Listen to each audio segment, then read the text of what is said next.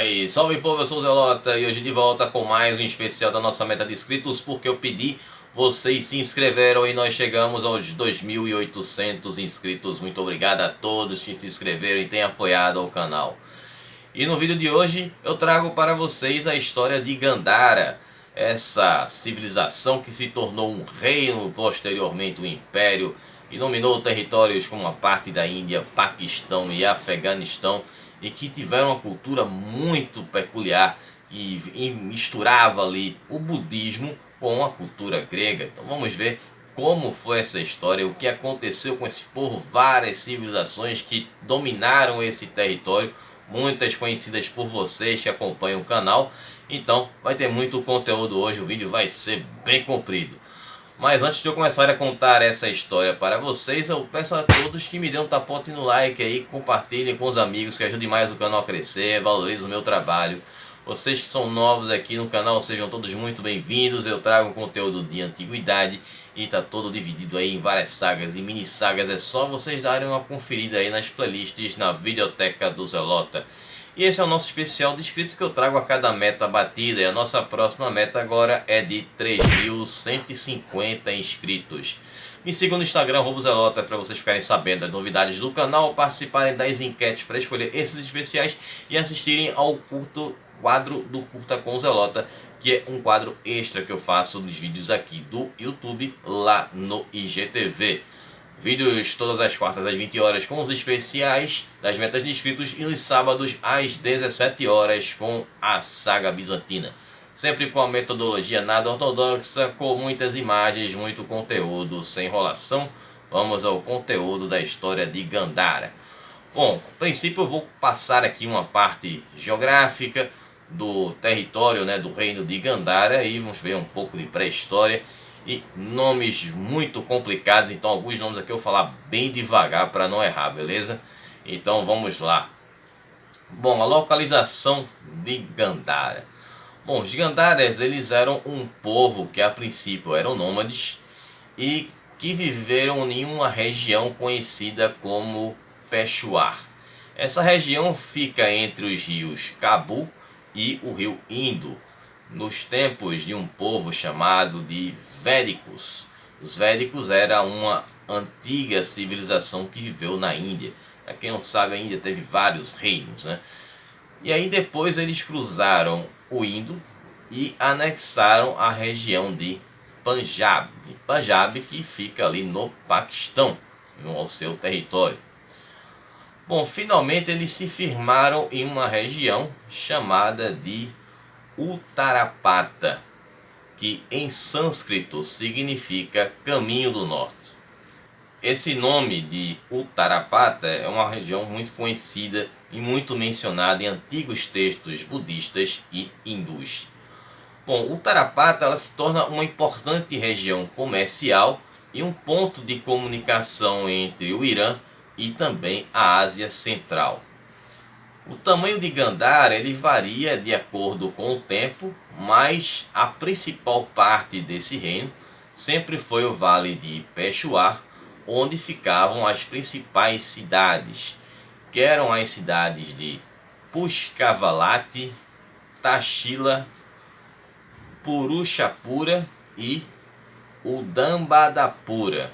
Só nome legal para falar. Agora o período pré-histórico. Gandhara foi habitada desde a Idade da Pedra e foram encontrados objetos de pedra nas cavernas da região que foram datados de 15.000 anos antes de Cristo. Os arianos migraram para a região no reino por volta de 1.500 anos antes de Cristo. Já na Idade do Bronze, os povos de origem indo-arianas eles povoaram a região, trazendo a cultura da Ásia Central. Essa cultura ela sobreviveu até 600 anos antes de Cristo. Os Gandharas eles são mencionados na Rigveda, que era um livro de hinos hindus escrito em sânscrito védico, que é daquele povo que eu mencionei agora no início do vídeo. Eles também são mencionados nos Atharvaveda, que é um livro sagrado budista. mas como pessoas odiadas por serem responsáveis pela divisão de Uttarapata das tradições purânicas e budistas. As tradições purânicas são antigos textos hindus que faziam referência às várias divindades do hinduísmo. Os Gandharas são mencionados em uma guerra contra os Pandavas, que eram os filhos de Pandu, nos textos do Mahabharata. Então todos esses registros, como vocês estão vendo aí, eram feitos pelos indianos. Bom, os Gandharas eram considerados um povo furioso e bem treinado. Suas origens são contadas em textos clássicos hindu escritos em sânscrito. Essas histórias contam que a região da Caxemira fazia parte de Gandhara, assim como também é afirmado pelo antigo geógrafo grego Hecateu de Mileto. Gandhara também é conhecida por ter sido a região onde nasceu Padmakara, que era o Buda tibetano. As primeiras cidades construídas foram as cidades de Purushapura, que é a atual Peshawar, Tashila, Pushkavalat, que é a atual Charsada, e todas elas ficam no Paquistão. As últimas cidades construídas foram Pushkara e Taxa, que eram os nomes dos filhos do príncipe Bharata de Ayodhya, que era uma parte também da Índia. Pushkavalat foi a capital de Gandhara no século V a.C. até o século II d.C. Depois a capital foi mudada para Peshawar, que acabou virando um grande centro de peregrinação budista até o século VII d.C. Os antigos arianos fundaram a cidade de Prayag, que é a atual cidade de Allahabad, que é um centro de peregrinação na Índia. A cidade de Tashila foi um importante centro budista de aprendizado do século V a.C. até o século II d.C. Agora vamos ver a parte dos domínios estrangeiros de várias civilizações. Boa parte delas nós já vimos aqui no canal, inclusive recentemente uma delas que vai ser a primeira que eu falo agora, que foi o domínio persa. Bom, Ciro o Grande conquistou Gandhara na época do reino de Pushkra Sakit, que era o rei de Gandhara naquela época. E ele estava nesse momento em uma guerra contra o reino de Avanti e contra os Pandava. Na época de Dario I, Gandhara, junto com o Camboja, se tornaram ali sátrapas do Império Aquemênida. Teriam sido ali a 7ª sátrapa Aquemênida. Aquele sistema centralizador e burocrático dos persas passou a fazer parte de Gandhara.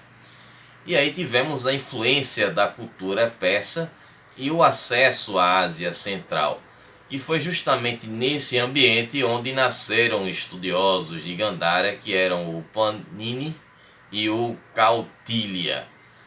O alfabeto que era escrito em Gandhara era o Kharoshthi, que era um derivado do aramaico falado na Índia, e se desenvolveu em Gandhara e permaneceu como a escrita nacional até o século III d.C. Vou falar um pouco mais sobre esse alfabeto lá para o final do vídeo. Em 380 aconteceu o enfraquecimento do Império Persa e vários pequenos reinos surgiram em Gandhara. Em 327 a.C., Alexandre o Grande invadiu Gandhara, tomando as satáprias persas aquemênidas, mas a sua presença foi muito breve. Ele ficou menos de um ano por lá e acabou não tendo nenhum impacto cultural na região. E aí teremos o surgimento da dinastia dos Mauryas. Bom, existia um cara que viria a se tornar rei de Gandhara, que tinha suas origens na região. Ele chamava-se Chandragupta, que foi o fundador da dinastia Maurya. ele vivia em Taxila quando Alexandre o Grande tomou a sua cidade. Passado-se o tempo, o Chandragupta ele conheceu Kautilya, que eu mencionei agora há pouco, que acabou se tornando um dos seus principais conselheiros. Passado um tempo, depois de Alexandre o Grande, tivemos aquela disputa entre os generais de Alexandre, a Guerra dos Deodatos, e Seleuco I Nicato fundou o Império Seleucida. Então Gandhara fazia parte do Império Seleucida. Foi aí então que o Chandragupta ele consegue derrotar o exército de Seleuco e recupera Gandhara dos gregos, que haviam ali herdado aquele território que foi do Império Macedônico de Alexandre o Grande. Em 305 a.C., o imperador Maurya ele consegue estender o território até o sul do Afeganistão. Depois ele acaba entrando em guerra com outro império, que era o Império Magda, que fazia parte ali do território da Índia. E ele conquistou o território vizinho, sendo coroado imperador na cidade de Pataliputra, que é a atual cidade de Patna, na Índia. O seu sucessor, que era o Asoka, que era neto dele, manteve o poder do império e depois ele acabou se tornando ali um budista e promoveu o budismo pelo império. Agora vamos ter um momento em que vários povos vão disputar o território de Gandhara, vão tomar um do outro, enfim, vamos ter aquelas disputas. Bom, o Império de Gandhara ele vai entrar em decadência, o que vai tornar ali mais fácil para que estrangeiros dominassem aquela terra. Então o primeiro povo que vai se interessar eram os gregos bactrianos, que começaram tomando o sul do Afeganistão na época de Demétrio I da Báctria. Por volta de 185 a.C., Demétrio conquistou Gandhara e Panjab. Os colonos gregos bactrianos que ficaram vivendo por lá, eles entraram em uma guerra civil, uma disputa de territórios, e isso resultou na independência de Gandhara da Báctria. E também com isso surgiu um novo reino, que era o reino indo-grego. E o rei mais famoso desse reino indo-grego era o Meandro, que ele reinou de Taxila e depois de Segala. Ele acabou reconstruindo as cidades de Gandhara, virou um budista e depois um filósofo. Bom, após o seu tempo vieram os Shukanas, que era um antigo império Shukana, que deram um fim àquele período grego em Gandhara em 140 a.C. Porém, eles não permanecem muito tempo por lá, pois em 90 a.C. chegam os Sakas, que era uma tribo iraniana que era parente dos Partas, do Império Parta. Eles tiveram uma certa desavença com os Partas que os desviaram lá do Irã, onde eles viviam, e eles foram parar em Gandhara. E lá eles acabaram vivendo em outras partes do território de Gandhara que ficavam no Paquistão e também no norte da Índia. O rei mais famoso dos Sakas foi o Maues, que se estabeleceu em Gandhara. Inclusive a língua, que é conhecida como Pashto, uma língua falada no noroeste do Afeganistão e também falada no Paquistão, é uma língua derivada da língua dos Sakas. Os Partas eles tomaram o controle do leste do Irã e acabaram com os requisitos da presença grega no Afeganistão. Por volta do ano 7 surgiu a dinastia Indo-Parta, que tomou o controle de Gandhara. Mas os partas eles mantiveram as produções artísticas gregas. O início da arte grega budista gandhariana ela é datada de 75 a 50 a.C. Bom, também tem uma história que por volta do ano 40 depois de Cristo, o discípulo, o apóstolo Tomé esteve na Índia, e lá ele se encontrou com um rei indo-parta chamado Godofares. Agora teremos a era dos Shukanas em Gandhara. A dinastia Parta caiu em 75 depois de Cristo, dando espaço a uma tribo, como eu já mencionei, que era uma tribo de pastores nômades da Ásia Central, que eram os Shukanas, que depois fundaram seu próprio império. Bom, eles se mudaram para Bactria, onde viveram por um século, e depois, sob a liderança de Kajula Kadephises, eles tomaram o controle de Gandhara e uma parte do Paquistão. O período dos Shukanas em Gandhara é conhecido como a Era de Ouro, quando muitos monastérios foram construídos e as ruínas ainda são encontradas em Peshawar e em Tashila. A arte floresceu com a construção de monumentos para comemorar os contos de Jatakas, que são histórias populares anteriores ao Buda. Durante o reinado de Kanishka I, a capital mudou-se de Peshawar e o império se estendeu de Bengala até a Ásia Central. Nesse mesmo período, a arte budista se espalhou por boa parte da Ásia e o Buda passou a ser representado em sua forma humana. Povos como os chineses visitaram o Gandhara para ver esses monumentos grandiosos. Essas construções permaneceram de pé até o século IX d.C., quando foram destruídas por Mahmud de Ghazni. Eu vou falar sobre ele um pouco mais à frente ainda neste vídeo.